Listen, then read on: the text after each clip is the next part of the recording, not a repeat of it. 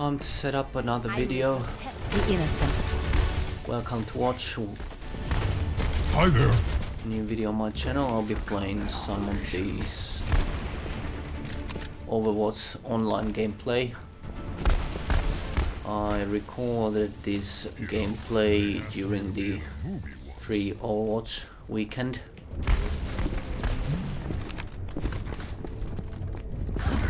Second weekend in September. All systems operational. Diva, ready for combat. Well, last time I was talking about the perceivable decline of Hillary Clinton, the candidate for the US presidential elections, one of the partisan candidates, the Democratic Party. 5, 4. Don't know if you watch politics, but it's a big deal this fall. Oh dear.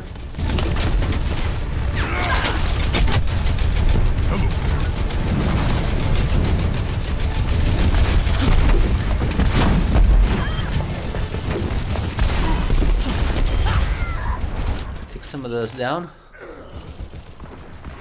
Now, well, what else is there? What else could I truly say? I'm not entirely sure. Is there something else I could say? Things do look a bit different here in my native Finland. Everything is not as good as we'd like to hope.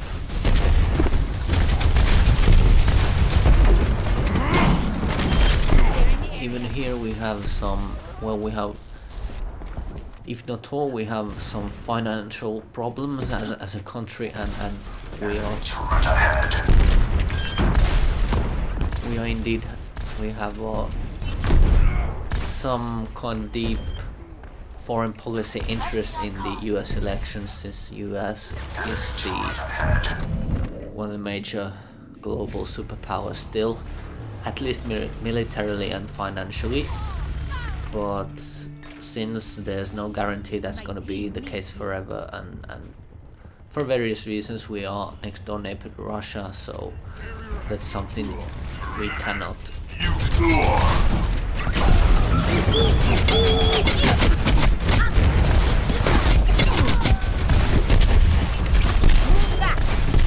okay, nearly took that one down.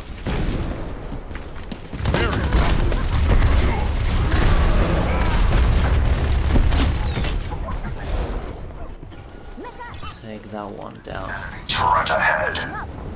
Cannot take this one down.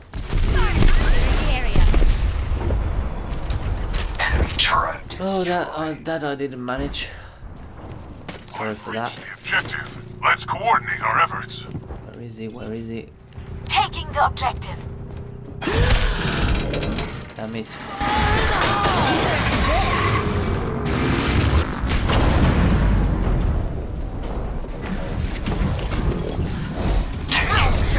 The roof is.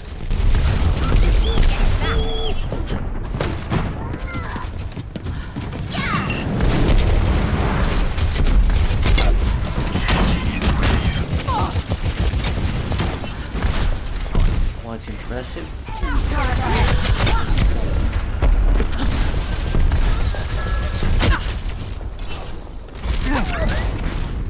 Quite impressive to be able to fly like that.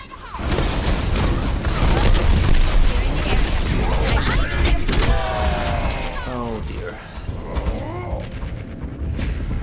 Well, things really seem quite crazy.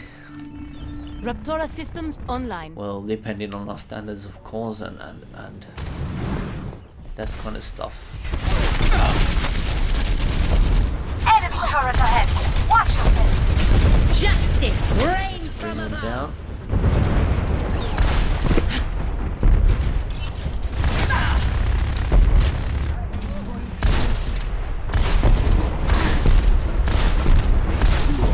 Well, took that one down as well. That's was Job well done, I guess, but we are losing this match. Sorry for that.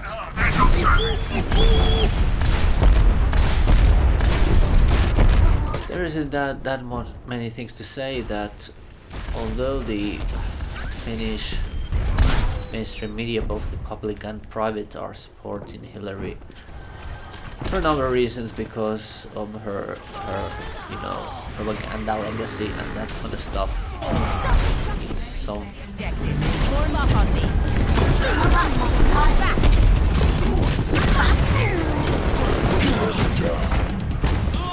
but I guess those are the main issues. She has this, and here in Finland and in, I would say, more socialist countries, people prefer the democratic nominee, no matter. Oh dear! I just killed myself, I guess.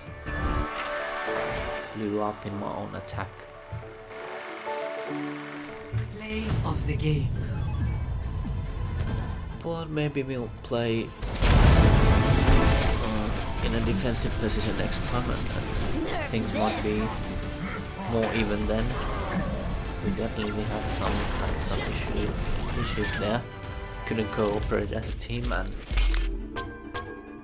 but that's just part of the game, and you cannot always, you know, foresee every move the opposing team is taking.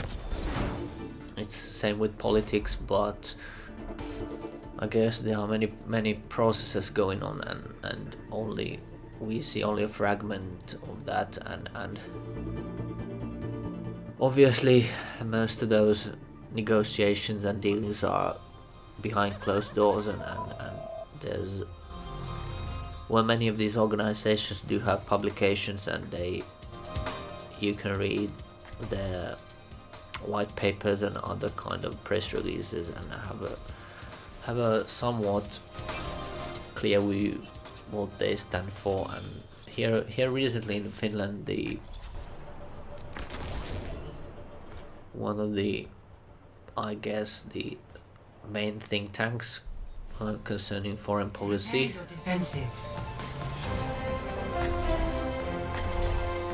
I guess it's called something of a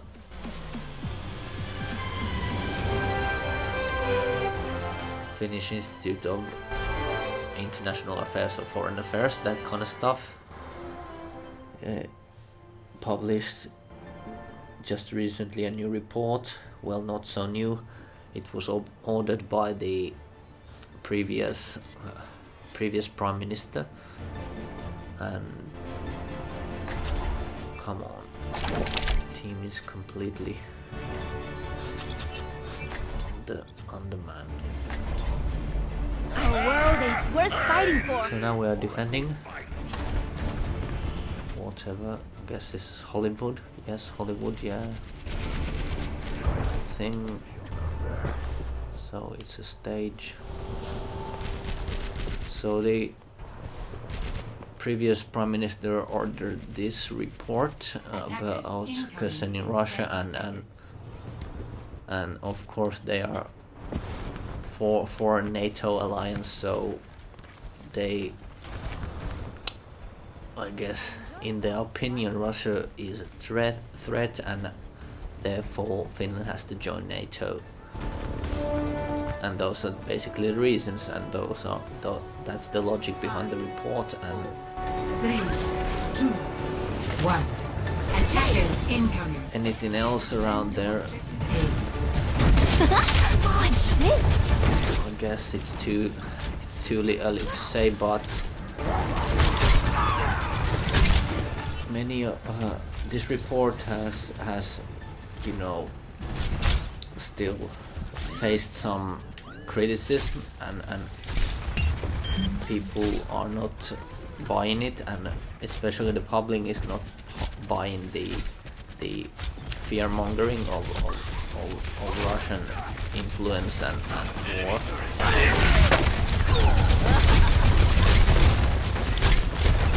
That's take those enemies out. No. So that's the one big foreign policy thing in Finland is people, the NATO supporters here, or the ones for the deepening of you know, United States Finnish relations are afraid of Trump presidency because of Trump's views on Russia and NATO. That's a long story short about the election, and they find therefore because of Trump's ideology and his statements concerning NATO and Russia, they find him appalling, and therefore, like Hillary, who's ready to go to war with Russia.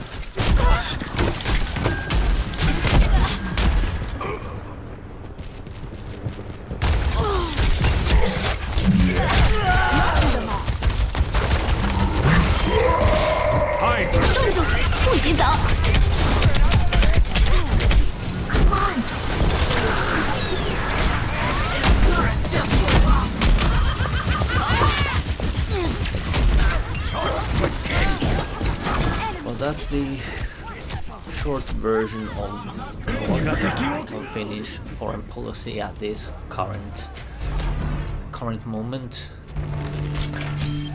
It isn't much, but this kind of positioning reveals the values and of course the who's who in the political structure and the ideological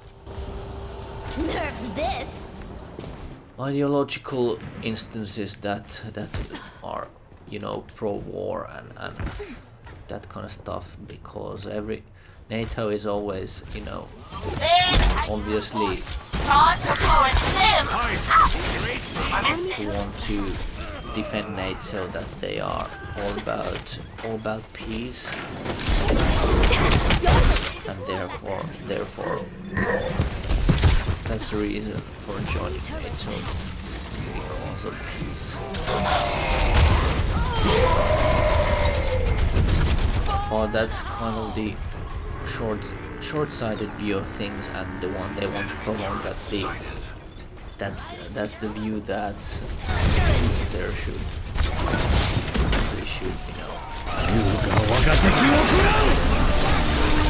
we should, you know, deepen our Western cooperation and that kind of stuff, support European Union and Objective lost. so that's the short version of the similar kind of thing going on in Sweden that is still outside NATO, and I get there's some kind of this similar kind of feeling, you know, working currently in of course with NATO countries such as Norway and Denmark, and they are basically, which means that they're basically, you know, caught up in this system, and although some people would like to, you know, take them out, but they're still having Enemy turret sighted. Enemy turret discharged.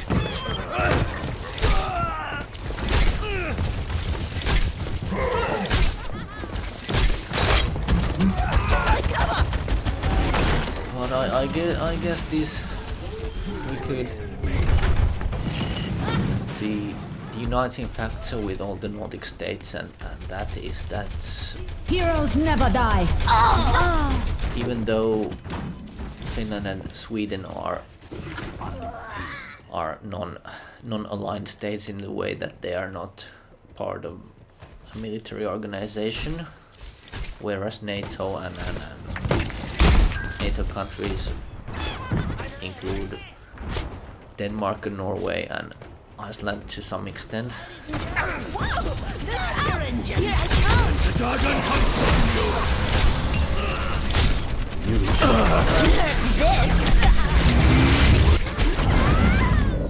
big explosion.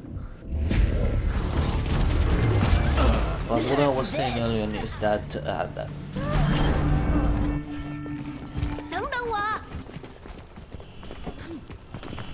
that even though Finland and Sweden are not militarily bound to NATO or to Russia and are in that sense, you know, non-aligned or independent, they are still, to some extent, they have this, they kind of have this inferiority complex where they do have some kind of psychological need, or the politicians seem to have some kind of psychological need to accommodate bigger states. Earlier on, during the Cold War, when the Soviet Union was still up and running, it was the Soviet Union that was accommodated, at least here in Finland, and fire in the hole! But now in the era of US supremacy, it's been always about United States and unconditional support of that hegemony.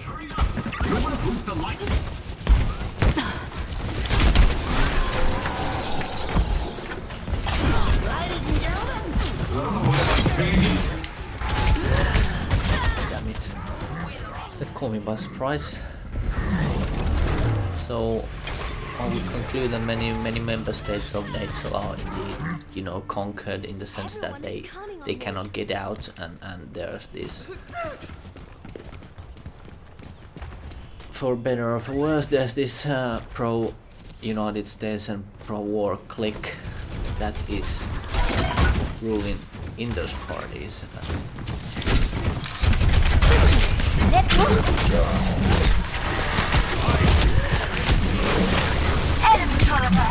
Watch your face. Better cover myself.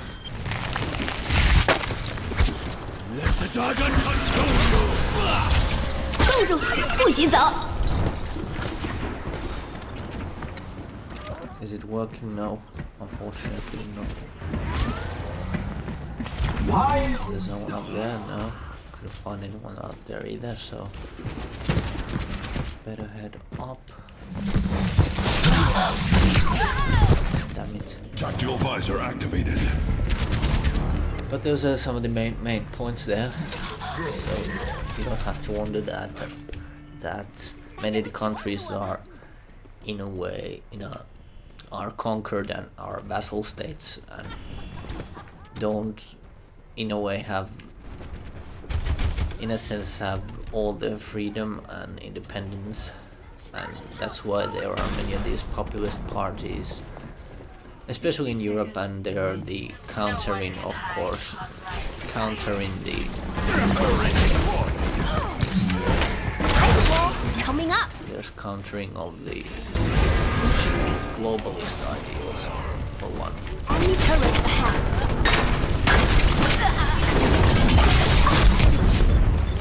Better head back. Heroes never So die. there's the populist uprising and other kind of stuff that serves as an opposition for the war parties who are bought and paid for by the military-industrial complex and Play of the game. whoever controls that one, the banksters and whatever. But that's on a larger scale and not directly tied to the. Well, they are, of course, tied to the election cycle that is, reaching its climax this next November, and That's more like it. there's going to be some big waves in the coming days and weeks. I'm sure of it, but those things are. We'll just wait and see with anticipation and excitement. What kind of revelations, for instance, WikiLeaks can provide us, and what other kind of misdeeds are unearthed during these inquiries and processes and investigative journalism. Not that you'd be able to see it on any mainstream channel, but thankfully internet and various bloggers and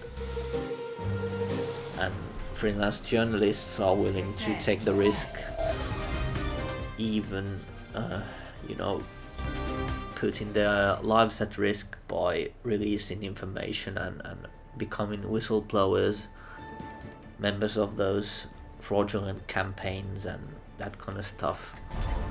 People close to the corruption tend to end up dead, and I'm sure that in the intelligence community and in criminal organizations, it's very, the internal justice system seems to be pretty ruthless. So you don't squeal and don't talk about the misdeeds, cause that's automatically a no-no, and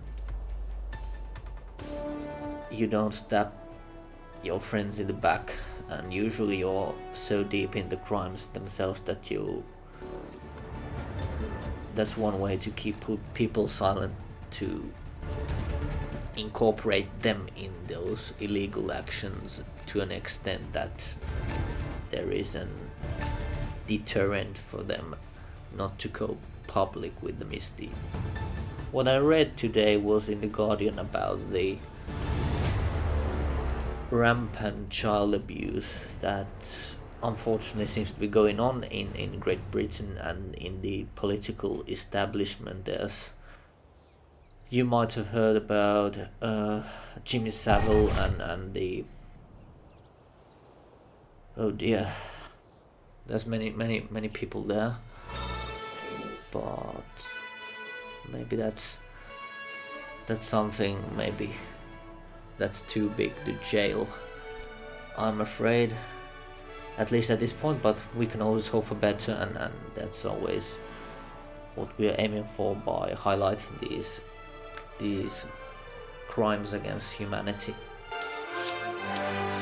That's gonna be all for now. Thanks for watching. Stay tuned for more.